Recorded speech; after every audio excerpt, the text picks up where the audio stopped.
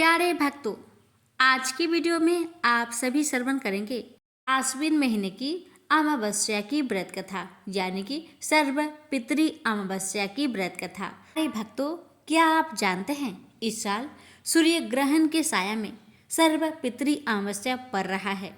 इसमें श्राद्ध करना शुभ होगा कि नहीं, इसके साथ ही आप सभी जानेंगे तर्पण का शुभ मुहूर्त और विधि क्या रहेगा, और अंत में श्रवण करेंगे कथा। हिंदू धर्म में सर्व पितृ अमावस्या तिथि का विशेष महत्व है, क्योंकि इस दिन पितरों को विदाई की जाती है।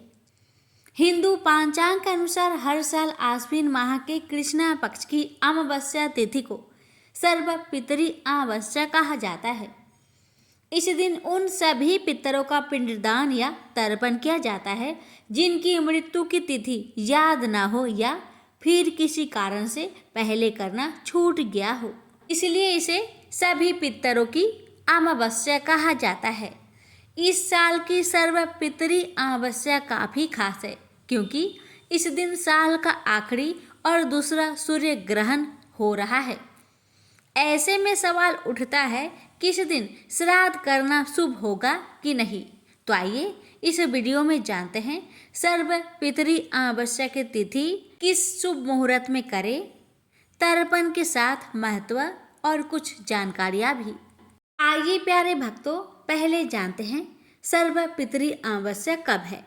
पंचांग के अनुसार आश्विन मास के कृष्णा पक्ष की अमावस्या तिथि 1 अक्टूबर 2024 को सुबह 9:34 बजे प्रारंभ हो रही है, जो 2 अक्टूबर 2024 को सुबह 2:19 पर समाप्त होगी। उदया तिथि के हिसाब से सर्व पितृ अमावस्या 2 अक्टूबर 2024 को होगी। कपूत मुहूर्त सुबह 11:45 बजे से दोपहर 12:24 बजे तक है। रोहिणी मुहूर्त दोपहर 12:34 बजे से दोपहर 1:34 बजे तक है। सर्व पितृ अमावस्या में तर्पण का शुभ मुहूर्त। ज्योतिषाचार्यों के अनुसार पितृ पक्ष के दौरान पितरों का तर्पण दोपहर के समय करना शुभ माना जाता है। ऐसे में सर्व पितृ अमावस्या यानी 2 अक्टूबर को दोपहर 1:21 से अपराह 3:43 बजे तक तर्पण कर सकते हैं। अब आइए जानते हैं कि सर्व पितृ अमावस्या पर किनका कर सकते हैं श्राद्ध और किनका नहीं। भक्तों, सर्व पितृ अमावस्या के दिन सभी पितरों का तर्पण श्राद्ध करना शुभ होता है। जिन जातकों को अपने पितरों की मृत्यु की तिथि याद न हो, तो वह सर्व पितृ अमावस्या के दिन श्राद्ध कर सकते हैं। अब आइए जानते हैं कि घर पर कैसे करें श्राद्ध और तर्पण। सर्व पितृ अमावस्या को सुबह जल्दी उठकर सभी कामों से उठकर स्नान कर ले। इसके साथ ही पितरों की तृप्ति के लिए दान और श्राद्ध करने का संकल्प ले। इसके बाद सूर्य को अर्घ्य देने के साथ देवी देवता का पूजन कर ले। दोपहर करीब 12 बजे दक्षिण दिशा की ओर मुख करके पैर को मोड़कर घुटनों को जमीन में टिकाकर बैठ जाए। इसके बाद तांबे के लोटे में तिल, चावल, गाय का कच्चा दूध, सफ़ेद फूल, पान और गंगा जल डाले।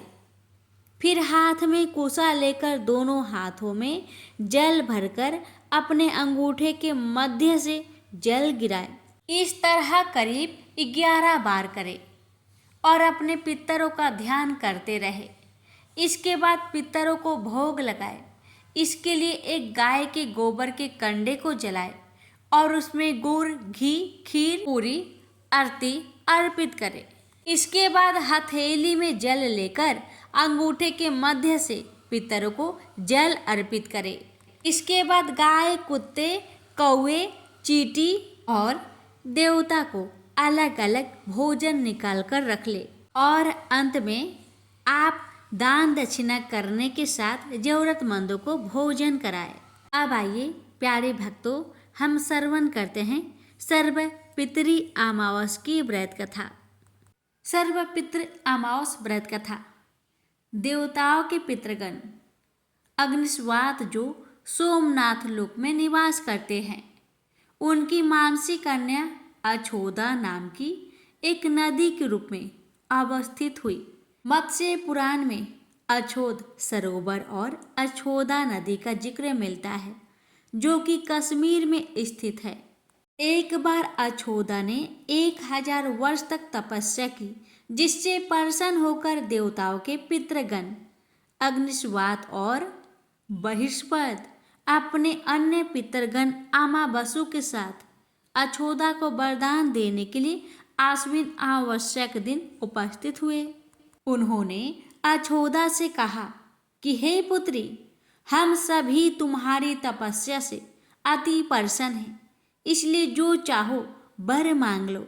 लेकिन अछोदा ने अपने पितरों की तरफ ध्यान नहीं दिया और वह अति तेजस्वी पितृ अमावसु को अपलक निहारती रही। पितरों के बार बार कहने पर उसने कहा, हे भगवान, क्या आप मुझे सचमुच वरदान देना चाहते हैं?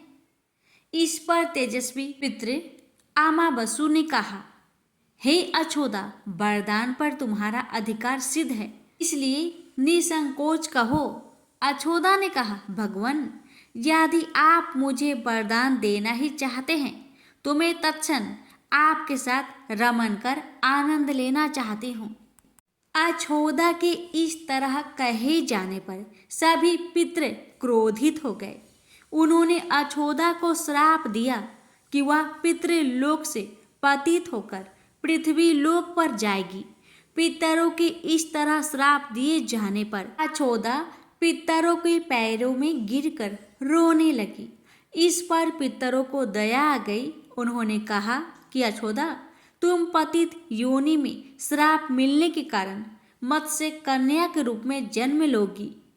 पितरों ने आगे कहा कि भगवान ब्रह्मा के वंशज महर्षि पराशर तुम्हें पति के रूप में प्राप्त होंगे। तुम्हारे गर्भ से भगवान व्यास जन्म लेंगे।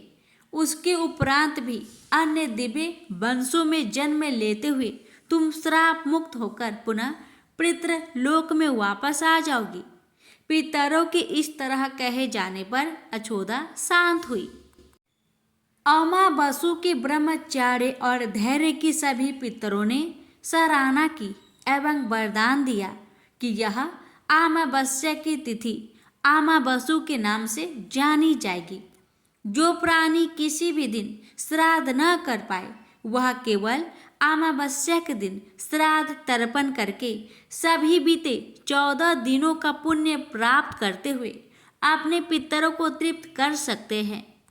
तभी से प्रत्येक माह की अमावस्या तिथि को सर्वाधिक महत्व दिया जाता है और यह तिथि सर्व पितृ श्राद्ध के रूप में भी मनाई जाती है। उसी पाप की प्रायश्चित हेतु कालांतर में यही अछोदा महर्षि पराशर की पत्नी एवं वेद व्यास की माता सत्यवती बनी थी। तत्पश्चात समुद्र के अंशभूत संतनु की पत्नी हुई और 2 पुत्र रांगद तथा विचित्र वीर्य को जन्म दिया था। इन्हीं के नाम से कलयुग में अष्टका श्राद्ध मनाया जाता है। प्रेम से बोलिए पितृ देवता की जय। एक समय की बात है, किसी नगर में एक सेठ सेठानी रहते थे। उनके एक बेटा और एक बेटी थी। बेटी का नाम था धोधाबाई। उन दोनों का विवाह सेठ और सेठानी ने बहुत धूमधाम से किया था। घर में खूब धन दौलत थी। एक दिन सेठ और सेठानी की मृत्यु हो गई। धोधाबाई विधवा हो चुकी थी और अपने भाई के घर में रहती थी। इस बात से उसकी भाभी बहुत नाराज रहती थी। ऐसे ही पितृ पक्ष आया तो भाई बोला, मैं पितरों के तर्पण और पिंडदान के लिए हरिद्वार जा रहा हूँ। तुम मेरे जाने के बाद मेरी बहन को बुलाकर 15 दिन तक भोजन करवा देना। जो भी सामान चाहिए मैं लाकर रख देता हूँ। पत्नी बोली, ठीक है, सामान लाकर रख देता हूँ। पत्नी बोली कि ठीक है। सामान लाकर रखने के बाद वो हरिद्वार चला गया। उसके जाने के बाद उसकी पत्नी बोली कि मेरी बहन का नाम पौधा है और ननद का नाम धोधा है। धोधा को भोजन ना करवा कर मैं पौधा को भोजन करवा देती हूँ। ऐसा सोचकर वह अपनी बहन को 15 दिन तक आकर भोजन करने के लिए कह आई। अपनी बहन को खाने के लिए कहने के बाद उसने ननद को घर से बाहर निकाल दिया और बाहर खेत में ननद और उसके बच्चों के लिए झोपड़ी डलवा दी। अपने बच्चों के साथ धोधा भाई झोपड़ी में रहने लगे। सुबह शाम वह धोधा को घर का काम करने के लिए बुला लेती। धोधा भाई के घर जाकर घर का सारा काम कराती थी। धोधा बाई लकड़ी की भारी लेने रोज जाती थी। उसी से गुजारा होता था, परंतु भाभी ने काम के लिए बुलाया तो उसने लकड़ी की भारी लाना छोड़ दिया। काम के बदले में भाभी बचा खुचा खाना उसे खाने को दे देती थी। जब भी वह भाभी के घर से आती तो आटा छानने वाला कपड़ा अपने साथ ले आती थी। घर आकर उस आटे में सने कपड़े को पानी में घोलकर चूल्हे पे चढ़ाकर पकाकर अपने बच्चों को देती थी और कहती कि खीर है, खा लो। बच्चे वही खाकर सो जाते थे। ऐसे ही उसका समय बीत रहा था। एक बार भाभी ने उसे आटा छानने वाला कपड़ा ले जाते देख लिया। भाभी धोधा से बोली, बाई जी, आटा छानने का कपड़ा कहाँ ले जा रही हो? जिसे यही छोड़कर जाया करो। धोधा ने कहा, ठीक है। उस दिन भाभी ने उसे बचा खुचा भोजन भी नहीं दिया। भाभी बोली, कल आपकी माँ का श्राद्ध है, बिना बुलाए तो आना मत। हाँ, आंगन में लगा ये पीपल का पेड़ अगर अपनी जगह से हिले तो आ जाना। ये सुनकर धोधा बेहद दुखी हुई और रोती रोती अपने घर चली गई।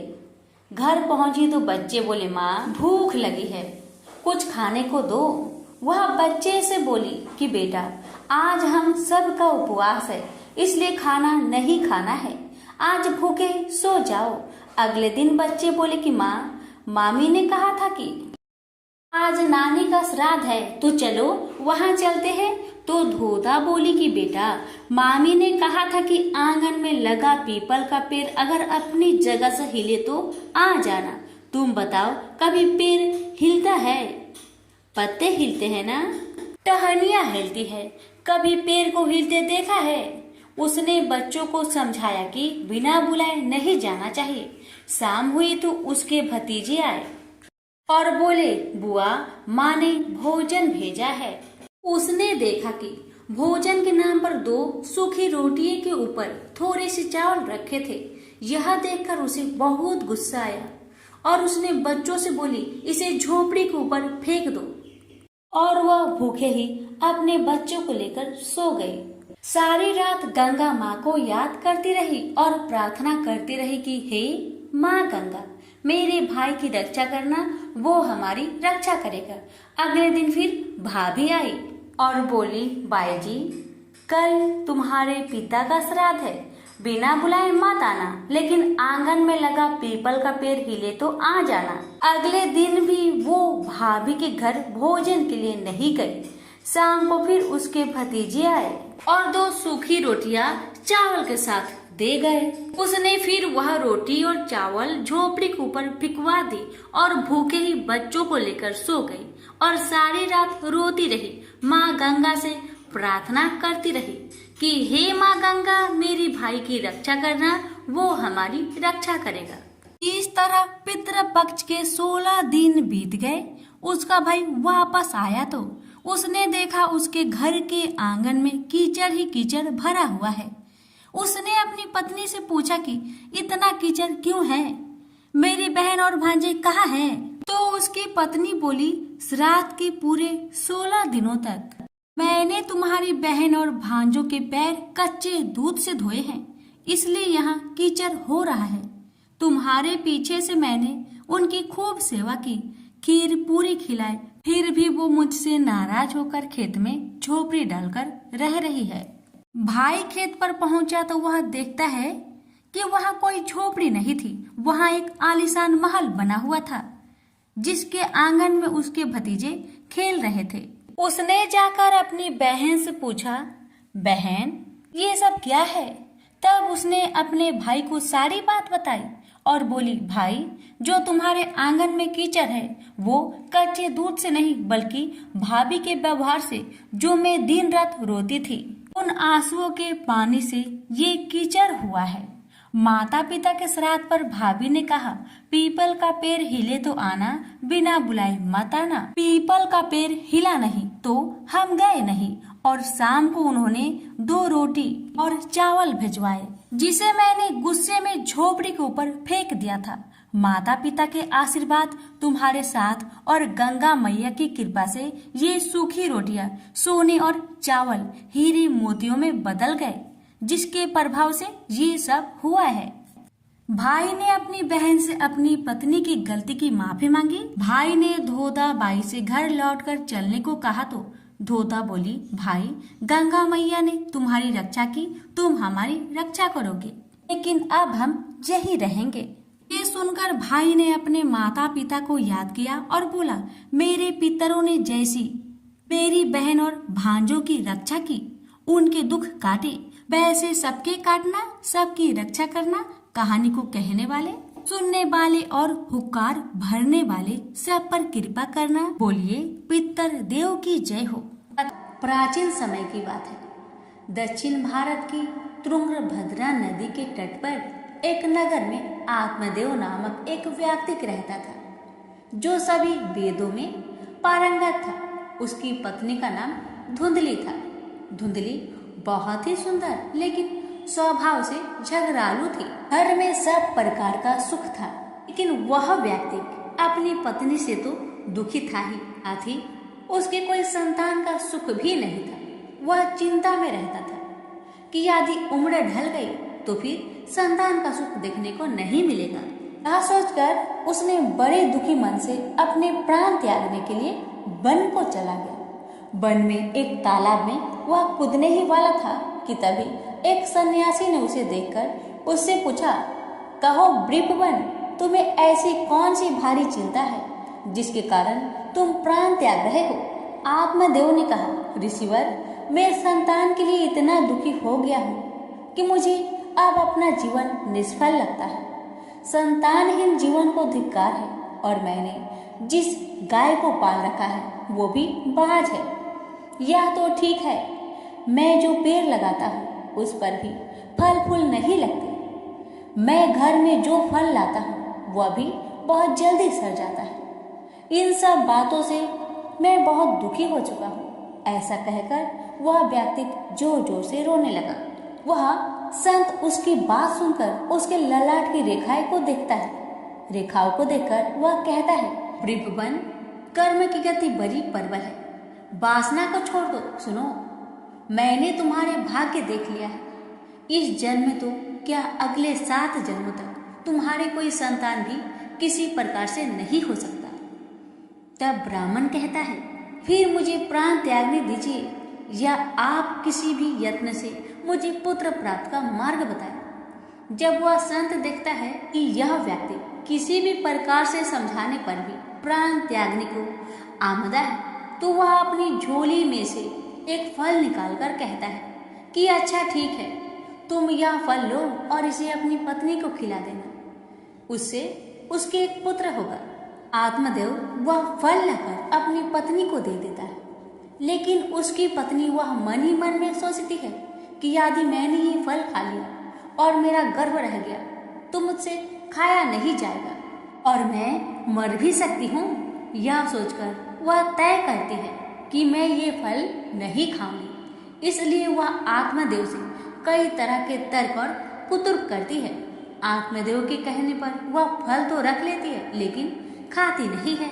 एक दिन उसकी बहन उसके घर आती है, जिसे वह सारा किस्सा सुनाती है। बहन उससे कहती है कि मेरे पेट में बच्चा है, प्रसव होने पर वह बालक मैं तुम्हें दे दूंगी, तब तक तुम गर्भवती के समान घर में रहो। मैं कह दूंगी मेरा बच्चा मर गया और तू ये फल गाय को खिला देना। आत्मदेव की पत्नी ने अपनी बहन की बात मान ली और वैसा ही किया। उस फल को गाय को खिला दिया। समय व्यतीत होने पर उसकी बहन का बच्चा लाकर धुंधली को दे दिया गया। पुत्र हुआ है, यह सुनकर आत्मदेव को बड़ा आनंद हुआ। धुंधली ने अपने बच्चे का नाम धुंधकारी रखा। इसके 3 माह व्यतीत होने के बाद एक दिन आत्मदेव सुबह गाय को चारा डालने गया। उसने देखा कि गाय के पास एक बच्चा है जो कि मनुष्य आकार में है, लेकिन बस उसके कान ही गाय के समान थे। उसे देखकर वह आश्चर्य में पड़ जाता है, हालांकि उसे बड़ा आनंद भी होता है। वह उस बच्चे को उठाकर घर में ले जाता है। उसका नाम वह गोकर्ण रखता है। अब उसके 2 बालक हो जाते हैं, एक धुंधकारी और दूसरा गोकर्ण। गोकर्ण बड़ा होकर विद्वान, पंडित और ज्ञानी निकला, जबकि धुंधकारी दुर्नसेरी और क्रोधी, चोर, व्यभिचारी, अस्त्र शस्त्र धारण करने वाला, माता पिता को सताने वाला निकला। वह माता पिता की सारी संपत्ति नष्ट कर देता था। एक दिन वह पिता को मार मार कर घर से बाहर निकाल दिया। पिता रोने लगा और कहता है कि मेरी पत्नी का बाझ रहना ही अच्छा था। तभी वहाँ गोकर्ण आ जाता है। वह पिताजी को वैराग्य का उपदेश देता है और कहता है, आप सभी को छोड़कर प्रभु के शरण में वन में चले जाएं और भगवत भजन करें। भगवत भजन ही सबसे बड़ा धर्म है। गौ से उत्पन्न पुत्र गोकर्ण की बात मानकर आत्मदेव वन में चले जाते हैं।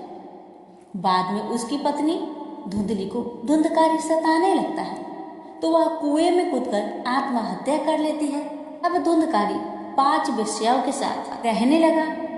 वेश्याएं उसे अपने तरीके से संचालित करती थी। धुंधकारी उन वेश्याओं के लिए ही धन जुटाने में लगता है। वह उनके लिए डाका डालता और चोरी करता है। बाद में वे वेश्याएं सोचने लगती है कि यदि एक दिन यह पकड़ा गया तो राजा इसके साथ हमें भी दंड देगा।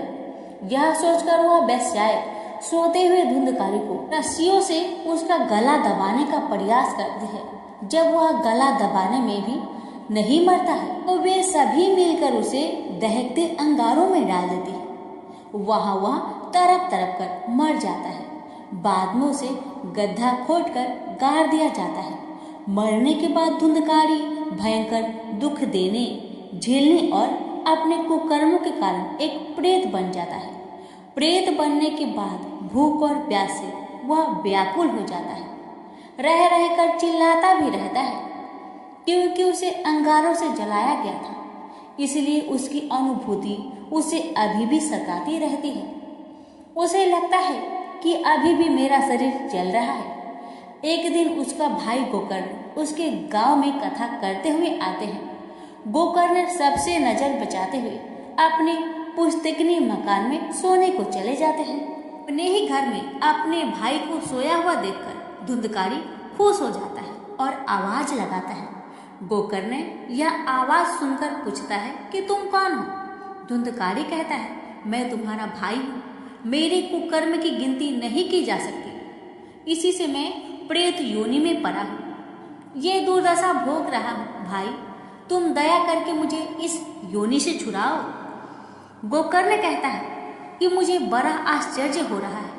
मैंने तुम्हारे लिए विधि पूर्वक गया जी में श्राद्ध किया, फिर भी तुम प्रेत योनि से मुक्त कैसे नहीं हुए? मैं कुछ और उपाय करता हूँ। कई उपाय करने के बाद भी जब कुछ नहीं होता है तो अंत में वह सूर्यदेव से पूछते हैं, तो सूर्यदेव कहते हैं कि वह श्रीमद् भागवत कथा सुनने से ही मुक्ति हो सकती है, इसलिए तुम सप्ताह पारायण करो। तब गोकर्ण ने व्यास गद्दी पर बैठकर कथा कहने लगे। देश गांव से बहुत लोग कथा सुनने आने लगे। इतनी भीड़ हो गई कि सब आश्चर्य करने लगे। तब वह प्रेत भी वहां आ पहुंचा। वह इधर उधर स्थान ढूंढने लगा। इतने में उसकी दृष्टि एक सीधे रखे हुए 7 गांठ वाली बांस पर पड़ी। वह वायु रूप से उसमें जाकर बैठ गया। तो शाम को कथा को विश्राम दिया गया तो एक बड़ी विचित्र बात हुई। सबके देखते देखते उस बांस की एक गांठ तर तर तर तर करती फट गई। इसी प्रकार 7 दिनों में 7 गांठें फट गई और 12 स्कंद शून्य से पवित्र होकर धुंधकारी एक दिव्य रूप धारण करके सामने खड़ा हो गया। उसने भाई को प्रणाम किया। तभी बैकुंठवासी पार्षदों के सहित एक विमान उतरा। सबके देखते ही देखते धुंधकारी विमान पर चढ़ गया। उन पार्षदों को देखकर उसने गोकर्ण से कहा, भगवान के प्रिय पार्षदों, यहाँ हमारे अनेक शुद्ध हृदय श्रोतागण हैं, उन सब के लिए एक साथ बहुत से विमान क्यों नहीं लाए? यहाँ सभी ने समान रूप से कथा सुनी है, फिर फल में इस प्रकार का भेद क्यों है? भगवान के पार्षदों ने कहा, इस फल भेद का कारण इसमें श्रवण का भेद है।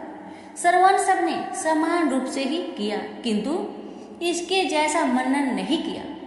इस प्रेत ने 7 दिन तक सुने हुए विषय का स्थिरचित से खूब मनन भी करता रहा। यह कहकर वे सब पार्षद बैकुंठ को चले गए। श्रावण माह में गोकर्ण ने फिर से उसी प्रकार सप्ताह क्रम से कथा कही। वहां भक्तों से भरे हुए विमानों के साथ भगवान प्रकट हो गए।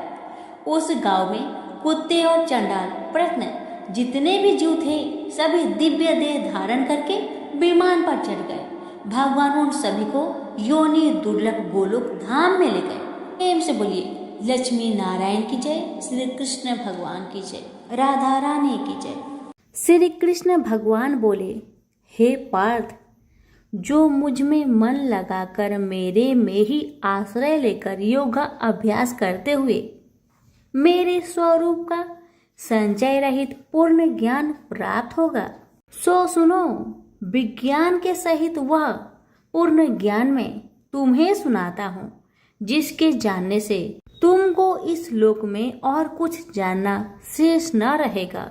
सहस्त्रों मनुष्य में से कोई एक सिद्धि प्राप्त के लिए यत्न करता है। उन यत्न करने वाले सिद्धों में से कोई बिरला ही मुझे ठीक जान पड़ता है। पृथ्वी, जल, अग्नि, वायु, आकाश, मन, बुद्धि और अहंकार, यह 8 प्रकार की मेरी प्रकृति माया है। इस प्रकृति को अपरा अचेतन अर्थात जड़ कहते हैं। और हे महाबाहो, इससे दूसरी प्रकृति चेतन है, जिसने संपूर्ण जगत धारण किया है। इन्हीं प्रकृतियों से सब प्राणी मात्र उत्पन्न होते हैं। ऐसा जानो, यह प्रकृतियां हमसे ही उत्पन्न हुई है। इस तरह सब जगत की उत्पत्ति और प्रलय का कारण मैं ही हूँ। हे धनंजय, जिस प्रकार धागे में मणि पिराई जाती है, उसी भांति यह सब संसार मुझसे परे और कुछ भी नहीं। हे कुंती पुत्र, जल में रस में मैं ही हूँ, चंद्रमा और सूर्य में प्रकाश में मैं ही हूँ, सब वेदों का सार मैं ही हूँ, आकाश में शब्द तथा पुरुष में पौरुष मैं ही हूँ। हे अर्जुन, पृथ्वी में सुगंध तथा अग्नि में तेज रूप मैं ही हूँ, सब प्राणियों में जीवन और तपस्वियों का तप मैं ही हूँ।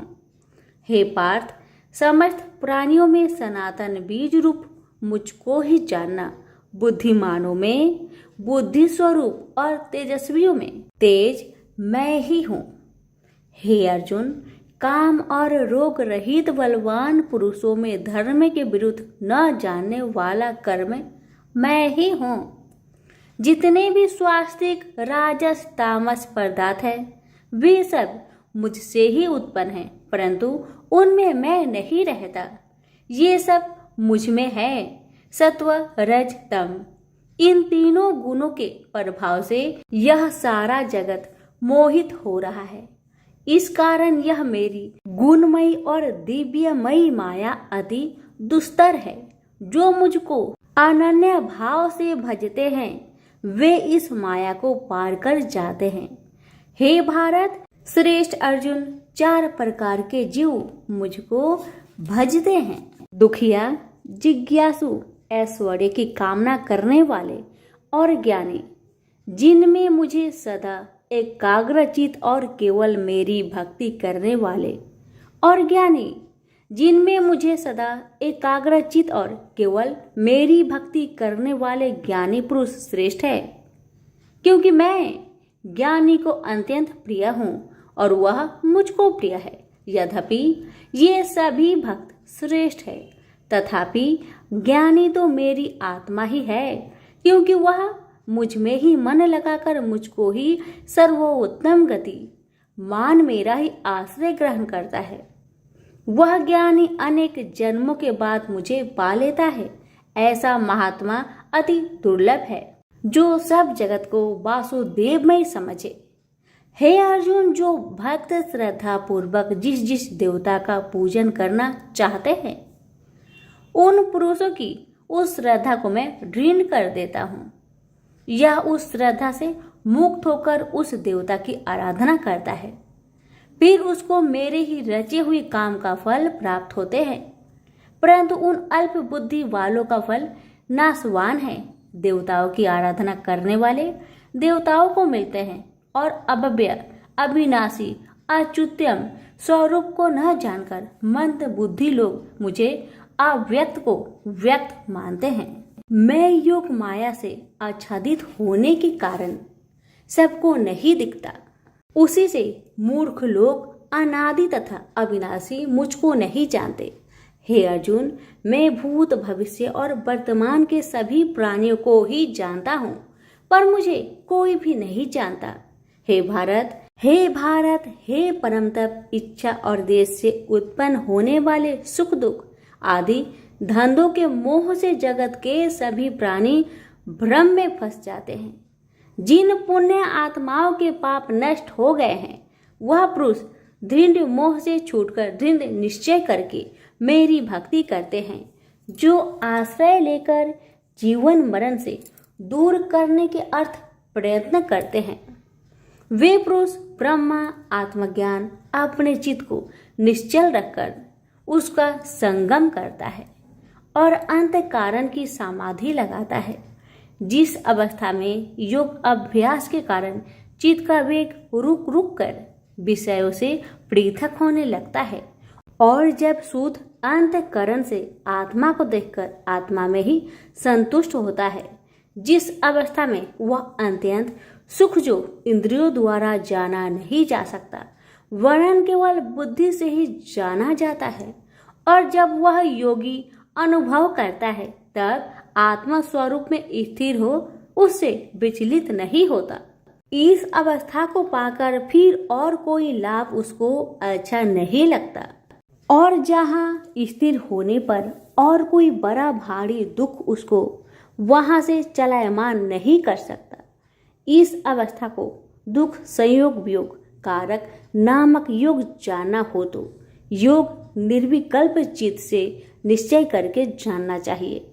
संकल्प से उत्पन्न होने वाला समस्त कामनाओं को त्याग कर और मन ही मन में सकल इंद्रियों को चारों ओर से रोक रोक कर धैर्य के साथ बुद्धि को अपने अधीन कर धीरे धीरे विषय से दूर हटा ले और भली भांति मन को आत्मा में स्थिर करके किसी वस्तु की इच्छा ना करे, और चंचल मन जिधर जिधर जाए उधर से इसको हटाकर आत्मा के बस में करना चाहिए।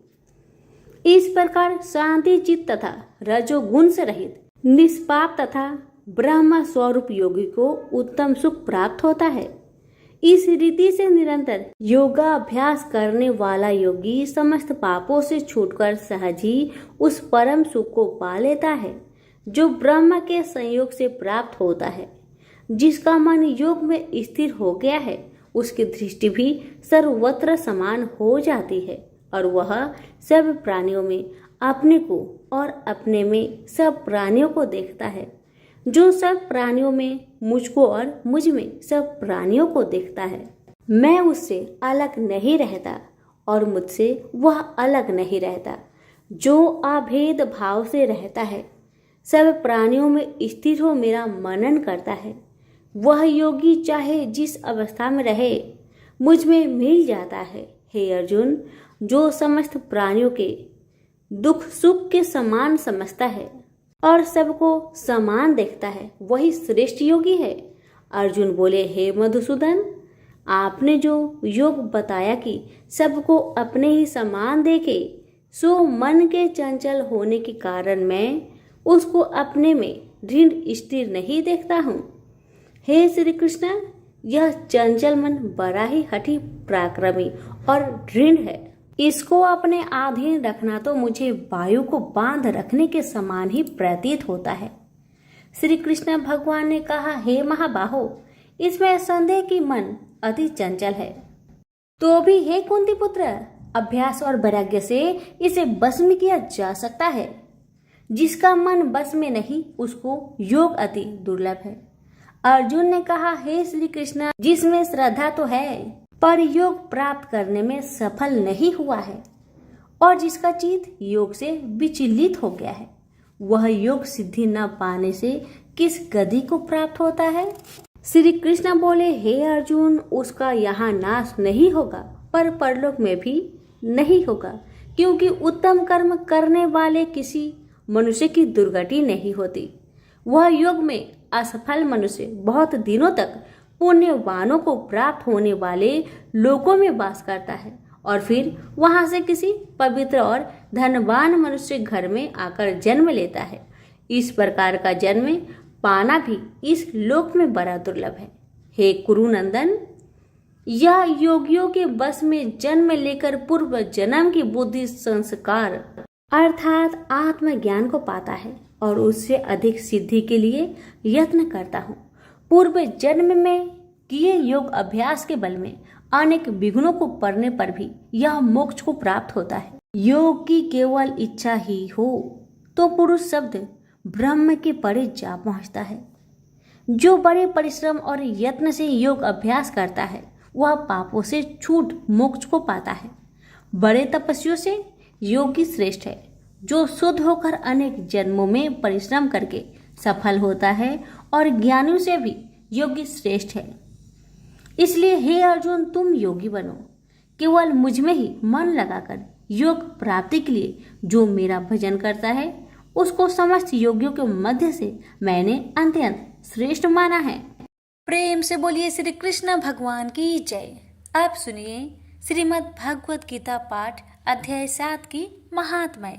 भगवान शिव कहते हैं, हे पार्वती, अब मैं 7वें अध्याय का महात्म्य बतलाता हूँ, जिसे सुनकर कानों में अमृत राशि भर जाती है। पाटलिपुत्र नामक एक दुर्गम नगर है, जिसका गोपुर बहुत ही ऊंचा है। उस नगर में शंकुकर्ण नामक एक ब्राह्मण रहता था। उसने वेश्यावृत्ति का आश्रय लेकर बहुत धन कमाया, किंतु ना तो कभी पितरों का तर्पण किया और ना देवताओं का पूजन ही। वह धनोपार्जन में तत्पर होकर राजाओं को ही भोज दिया करता था। एक समय की बात है, उस ब्राह्मण ने अपना चौथा विवाह करने के लिए पुत्र और बंधुओं के साथ यात्रा की। मार्ग में आधी रात के समय जब वह सो रहा था, तब एक सर्प ने कहीं से आकर उसकी बाह में काट लिया।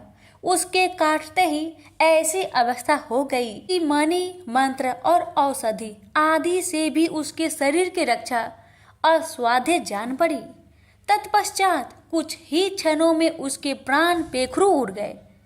वह प्रेत बना। फिर बहुत समय के बाद वह प्रेत सर्प योनि में उत्पन्न हुआ। उसका बीत धन की वासना में बंधा था।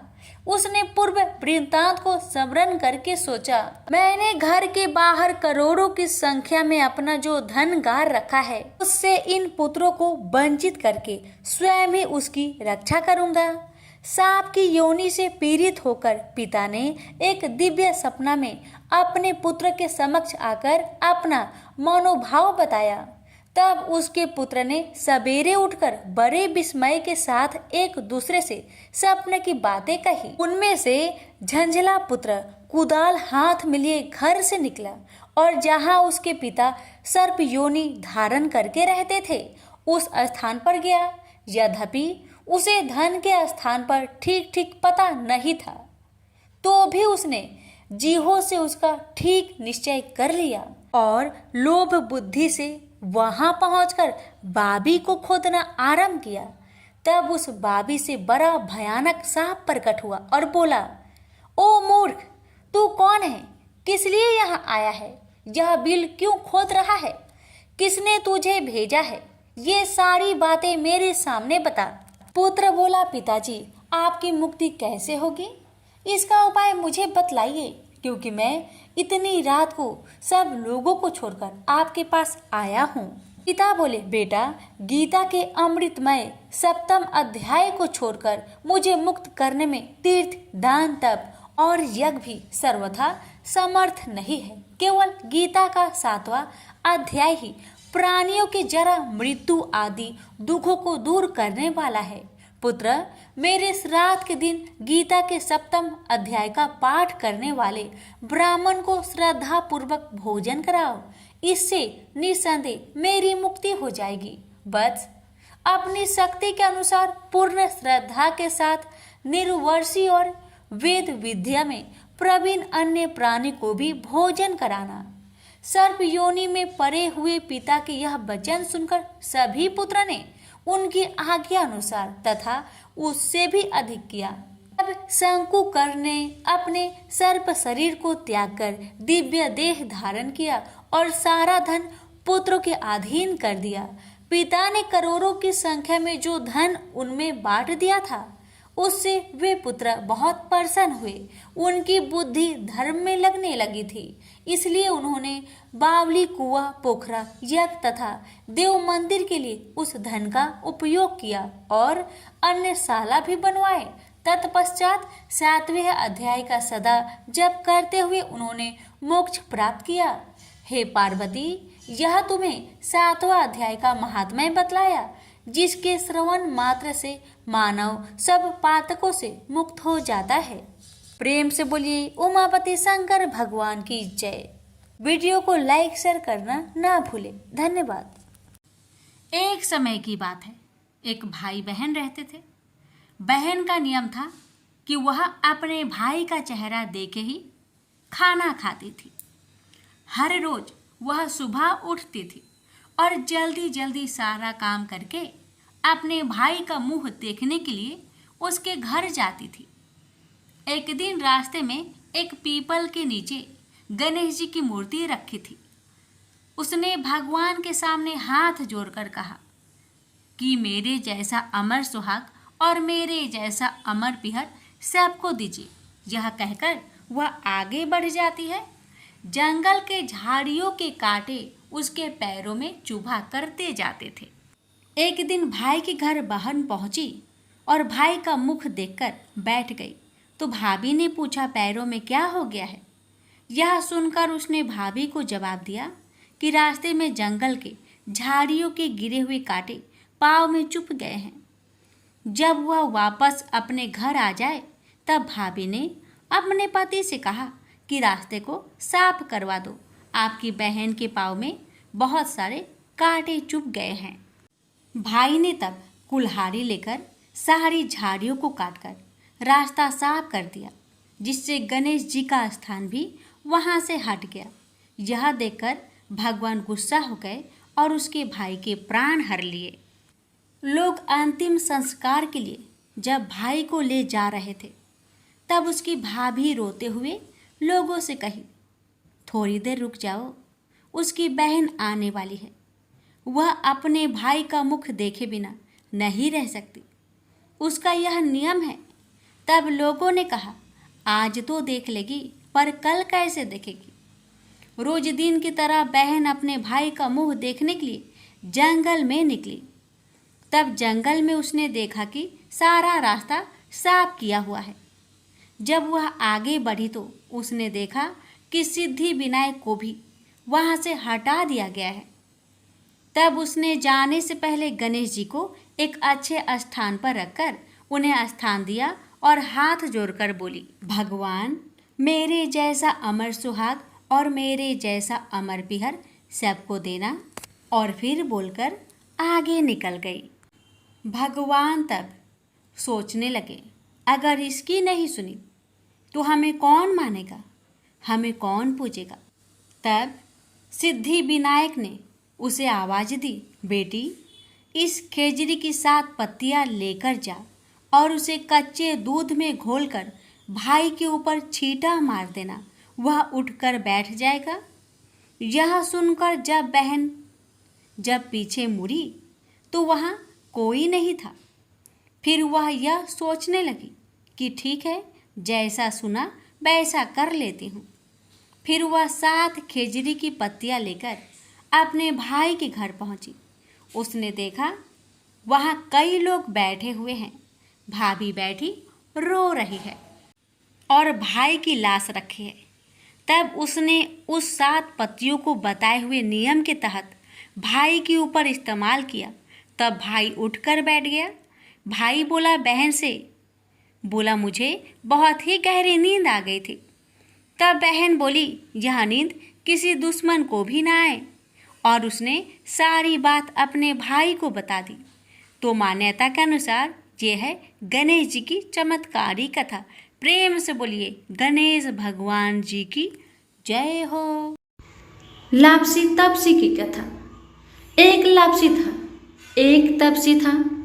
तपसी हमेशा भगवान की तपस्या में लीन रहता था।